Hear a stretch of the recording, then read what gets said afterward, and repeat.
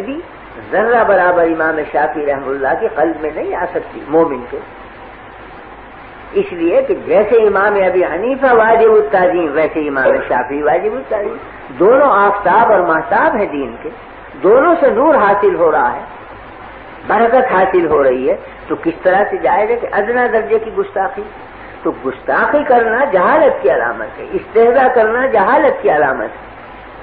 موسیٰ علیہ السلام نے جب نصیحت کی ہے قوم کو اور فرمایا کہ یہ فلاں مقتول زندہ ہو جائے گا اگر بچڑے کا ذبح کر کے اس سے ملا دو، تو بنی اسرائیل کہتے ہیں کہ اتتخذنا ہزوا، کیا آپ مذاق کر رہے ہیں، زندگی کر رہے ہیں ہمارے ساتھ؟ کہاں بچڑا، کہاں اس کا ذبیحہ، کہاں مقتول کی لاش کو ملانے سے زندہ ہو جانا، کیا تعلق بچڑے کو اور زندگی کی؟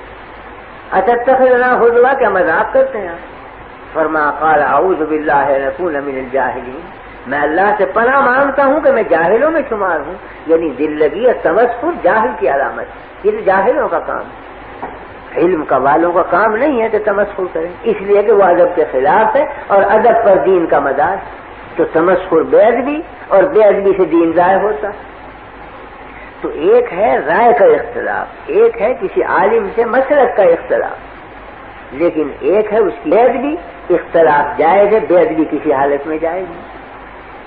میں نے حضرت مولانا تھانوی رحمۃ اللہ علیہ کو دیکھا، مولانا احمد رضا خان صاحب مرحوم سے بڑا اختلاف ہے، بہت سی چیزوں میں اختلاف، کہیں قیام کے مسئلے میں، کہیں عرس کے، کہیں میلاد کے، لیکن جب مجلس میں ذکر آتا تو فرماتے مولانا احمد رضا خان صاحب مرحوم، یہ فرماتے۔ ایک دفعہ مجلس میں بیٹھنے والے ایک شخص نے کہیں بلا مولانا کے احمد رضا کہہ دیا، حضرت نے ڈانٹا اور خفا ہوئے، فرمایا عالم تو ہیں اگر کہ اختلاف ہے رائے کا، تم منصب کب کی بے احترامی کرتے ہو، کس طرح جائز؟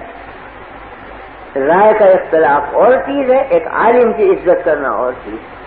تو بہرحال وہ حجت سے اختلاف کر رہے ہیں، یہ الگ چیز ہے کہ ہم اس کو خطا سمجھتے ہیں، ہم اس کو صحیح نہیں سمجھتے، لیکن جب وہ ایک حجت رکھتے ہیں غلط یا صحیح، تو حجت سے اختلاف کرنے کا حق حاصل ہے اہل علم کو، اس پہ توہین کا کیا مطلب، بے ادبی کا کیا مطلب؟ یہ برا سمجھا کہ لفظ مولانا نہ لگایا اس نے، حالانکہ مولانا تھانوی رحمۃ اللہ علیہ کے مد مقابل تو مولانا چھوڑ رہے انتہائی گستاخی سے یاد کرتے ہیں، مگر مولانا اہل علم میں سے تھے، وہ تو نام اگر علم کا آیا تو ادب ضروری سمجھتے، چاہے مخالف ہو، چاہے بالکل معاند بھی ہو، مگر ادب کا رشتہ ہاتھ سے نہیں چھوڑتے۔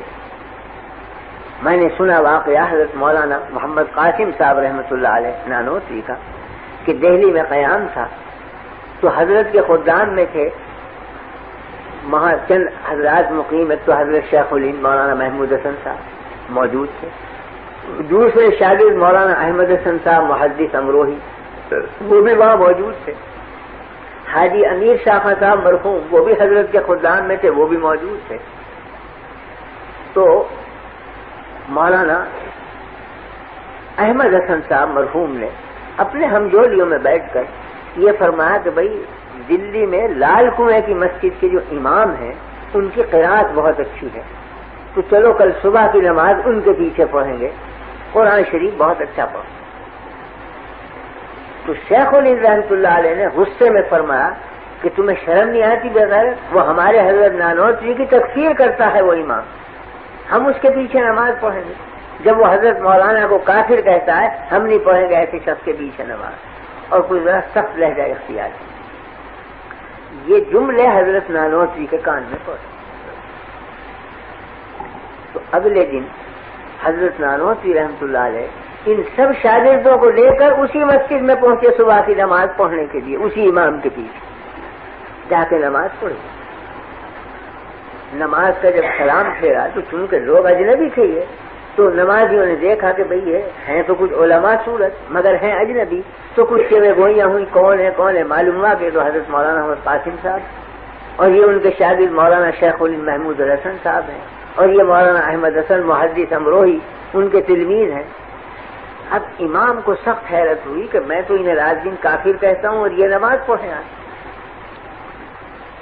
تو خود بڑھے وہ امام اور کہا کہ حضرت میں آپ کی تکفیر کرتا تھا اور میں آج شرمندہ ہوں کہ آپ میرے پیچھے نماز پڑھیں حالانکہ میں نے آپ کو کافر کہا. فرمایا مجھے قدر ہے آپ کے کافر کہنے کی، اور میں آپ کی اور زیادہ عزت بڑھ گئی میری نگاہ میں چونکہ آپ نے کافر کہا مجھے. کیوں؟ اس واسطے کہ آپ کو یہ روایت پہنچی کہ میں توہین کرتا ہوں رسول اللہ صلی اللہ علیہ وسلم کی، تو آپ کی غیرت ایمانی کا یہی تقاضا تھا کہ آپ مجھے کافر کہیں. ہاں البتہ شکایت اتنی ہے کہ وہ روایت غلط پہنچی، روایت کی تحقیق کر لینی چاہیے تھی کہ میں نے کی بھی ہے توہین یا نہیں. لیکن بہرحال تکفیر کی بنا ہے توہین رسول، اور توہین رسول جو مسلمان سنے گا تکفیر واجب ہے کرنا. کہ وہ کافر کہے وہ دائرہ اسلام سے خارج ہو گیا جو توہین کرے نبی کریم صلی اللہ علیہ وسلم کی. تو فرمایا میرے دل میں قدر ہے آپ کی قوت ایمانی کی کہ آپ نے مجھے کافر کہا، اس لیے کہ آپ کو یہ خبر پہنچی کہ میں توہین رسول کرتا ہوں. ہاں شکایت اتنی ہے کہ آپ تحقیق کر لیتے کہ یہ خبر صحیح ہے یا غلط. تو میں عرض کرنے یہ آیا ہوں کہ یہ خبر غلط ہے، اور میں خود اس شخص کو دائرہ اسلام سے خارج سمجھتا ہوں جو ادنی درجے میں بھی توہین کرے نبی کریم صلی اللہ علیہ وسلم کی. اور اگر آپ کو یقین نہ آئے اور آپ سمجھتے ہیں میں کافر ہوں، میں اب آپ کے ہاتھ پر اسلام قبول کرتا ہوں، اشہد ان لا الہ الا اللہ و اشہد ان محمد رسول اللہ. وہ امام قدموں میں گرا، بچھا جاتا ہے بیچارہ.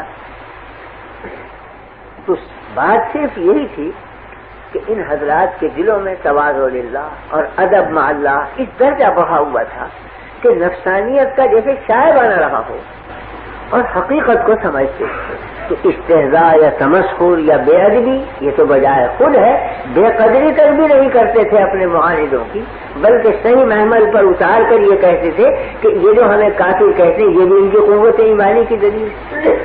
البتہ انہیں تحقیق کر لینی چاہیے کہ واقعی میں ہم توہین رسول کرتے ہیں یا نہیں، ہم معاذ اللہ دشمنان رسول ہیں یا دوستان رسول ہیں. اس کی تحقیق ان پر واجب تھی، بلا تحقیق سے حکم نہیں لگانا چاہیے. لیکن جو حکم لگایا وہ صحیح ہے، کیونکہ توہین رسول کرنے والا کبھی اسلام میں باقی نہیں رہ سکتا. تو میرے حرض کرنے کا مطلب یہ تھا کہ تعدب اور ادب یہ بنیاد ہے دین کی، جس کو عارف رومی نے کہا ہے نا کہ الخدا فاہم توفیق ادب، بے ادب محروم مان فضل رب. ہم اللہ سے توفیق چاہتے ہیں ادب کی، کیونکہ بے ادب محروم ہوتا ہے فضل خداوندی سے. حق تعالی شان کے یہاں اس کا کوئی مقام